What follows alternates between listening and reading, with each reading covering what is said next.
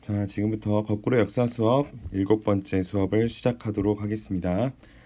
이번에는 삼국통일과 발해의 건국인데요. 지금 여기 52쪽에 보이는 그림을 한번 살펴보면 지금 발해의 수도와 신라의 수도가 상상화로 그림이 제시되고 있죠. 자, 이 두 나라의 수도를 보면 어떠한가요? 성이 굉장히 크고 집이 많이 있다라는 걸 알 수 있죠. 자, 그러면 신라와 발해의 도읍이 어떤 과정을 거쳐서 발전하게 되었는지 이번 단원에서 한번 살펴보도록 하고요. 자, 삼국은 우리 고구려와 백제, 신라. 자, 이 삼국은 서로 당나라와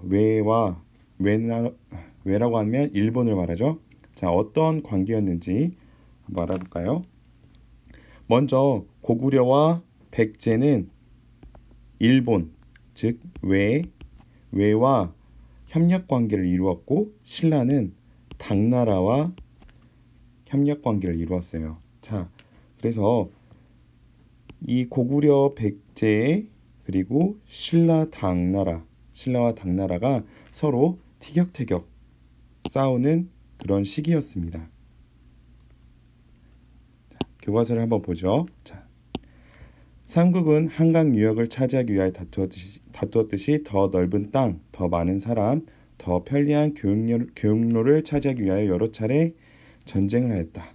밖으로는 수당의 침략에 맞서 싸웠고 안으로는 통일 전쟁을 하였다. 자, 그러면 그러한 전쟁들에서 어떤 결과를 얻었을까? 네, 그리고 신라의 삼국 통일과 발해의 건국 이후 신라와 발해 사람들의 생활 모습은 어떻게 변화하였을까가 이번 사소단원에서 배울 우리의 내용입니다. 자, 먼저 그 첫 번째입니다. 삼국 통일 시기 여러 나라의 관계를 알아봅시다. 자, 삼국 통일 시기에 우리 고구려 백제 신라와 그리고 그 주변에 있는 수나라, 중국이죠. 중국의 수나라와 일본 외와의 관계를 한번 알아봅시다. 가장 중요한 내용이 바로 고구려인데요. 이 관계에서 가장 중요한 게 고구려인데, 고구려는 여러분도 알겠지만 우리나라가 이렇게 있으면 여기 위치하고 있었죠. 그래서 중국에서 엄청나게 많은 침입을 받고 있었고요. 그리고 아래로는 신라가 계속해서 전쟁을 하고 있었습니다. 위로도 전쟁, 아래로도 전쟁, 굉장히 많은 전쟁을 치렀던 그런 나라인데요.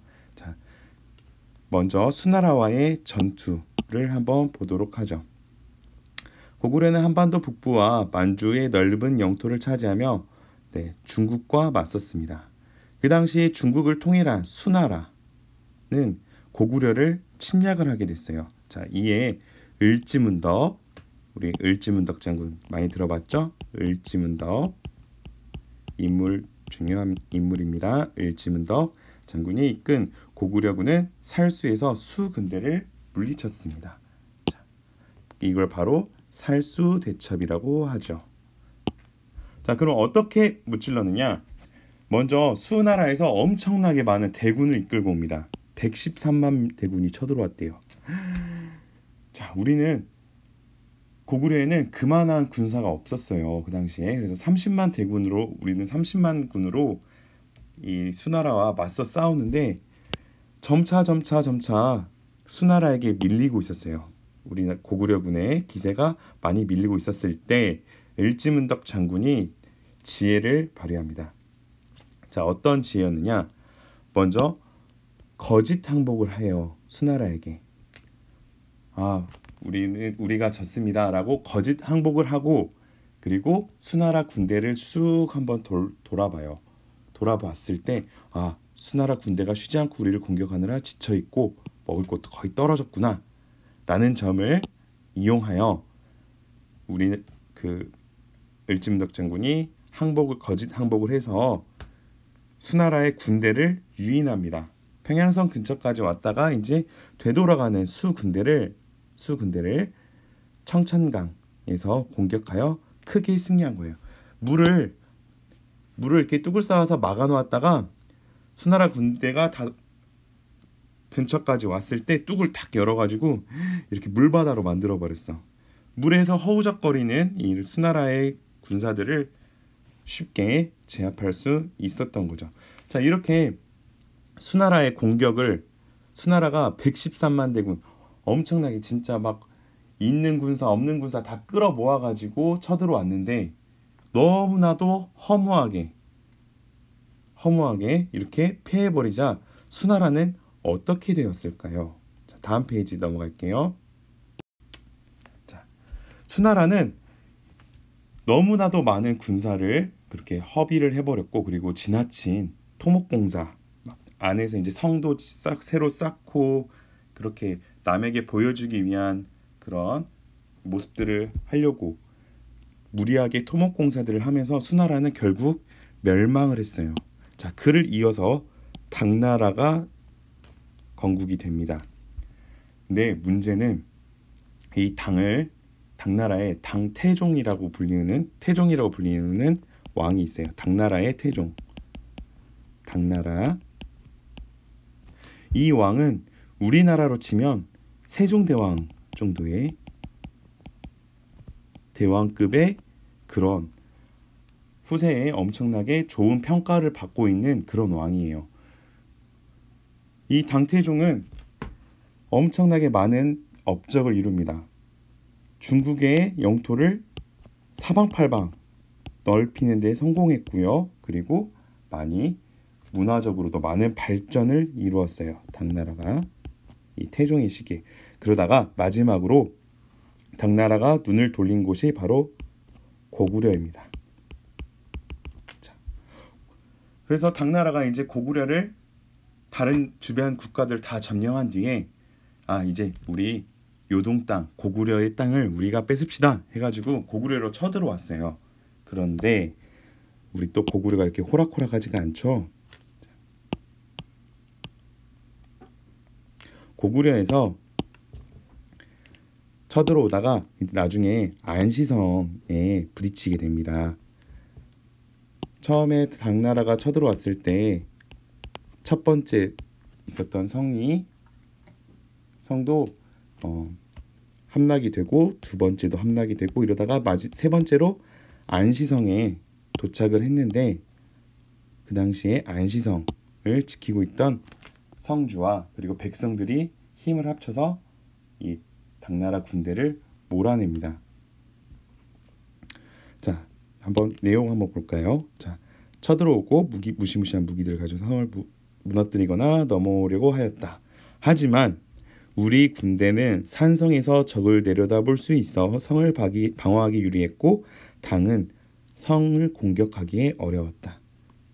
자, 결국 당 군대는 성을 점령하지 못했고 철수할 수밖에 없었다. 이 안시성의 성주가 지금 이름이 전해지고 있지는 않지만 후세에도 김부식이라는 삼국사기의 저자가 안시성의 성주가 엄청나게 훌륭한 인물이었다. 다만 이름이 알려지지 않는다라는 게 매우 안타까울 따름이다 라고 평가를 했듯이, 안시성의 성주는 굉장히 올곧고 또 지혜로운 사람이었습니다. 자, 먼저 밑에 여러분들 사진을 보세요. 자, 고구려의 성들이에요. 어떻습니까? 다 산을 끼고 이렇게 성이 지어져 있죠. 바로 이런 성의 위치 때문에 중국의 그런 무차별적인 공격에도 고구려가 꿋꿋하게 견뎌낼 수 있었던 겁니다. 고구려는 수와 당의 침략을 모두 막아냈습니다. 이후에도 고구려는 한반도를 지키는 방파제 역할을 했습니다. 그렇죠? 고구려가 중국과 그리고 가장 가까이 붙어 있어서 위에서 쳐들어오는 공격을 온전히 고구려가 다 흡수를 했었던 거죠. 이렇게 방파제 역할을 하였으나 계속된 침입으로 삼국 간 경쟁에서 어려움을 겪게 되었다. 네, 고구려가 이렇게 수와 당의 침략을 막아내고 있을 때 그럼 신라와 백제는 어떤 상황이었을까?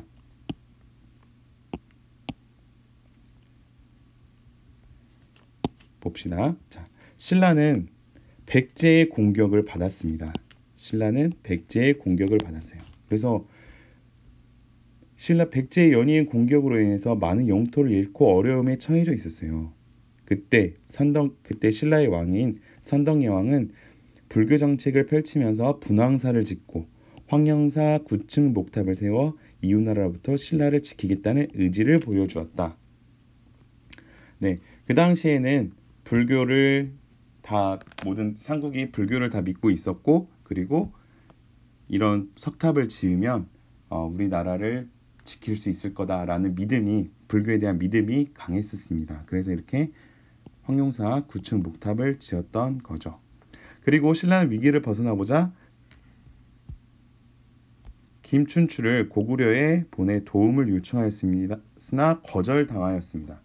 자, 이렇게 거절당하자 신라는 이제 어쩔 수 없이 당나라에게 도움을 요청할 수밖에 없었어요. 이게 바로 신라와 당나라와 동맹을 맺는 계기가 됩니다. 당나라도 고구려의 침략에 실패하였기 때문에 신라와 손을 잡고 고구려를 위에서 아래에서 쳐들어가면 더욱더 유리할 거라고 생각했기 때문에 당연히 신라와 손을 잡은 거죠.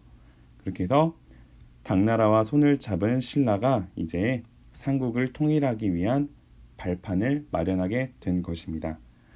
자, 김춘추의 생각과 당태종의 생각 한번 볼까요? 자, 일단은 급하니 당의 도움을 요청해야 해.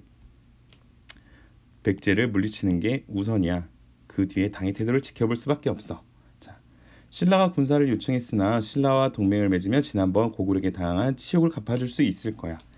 신라를 이용해서 고구려를 쳐들어가야지 라는 서로 간의 동상이몽을 꿈꾸게 되었던 거죠. 자, 이렇게 해서 이번 수업은 마치도록 하고요. 자, 다음 수업은 신라의 삼국통일과 발해의 건국 과정에 대해서 한번 알아보도록 하겠습니다.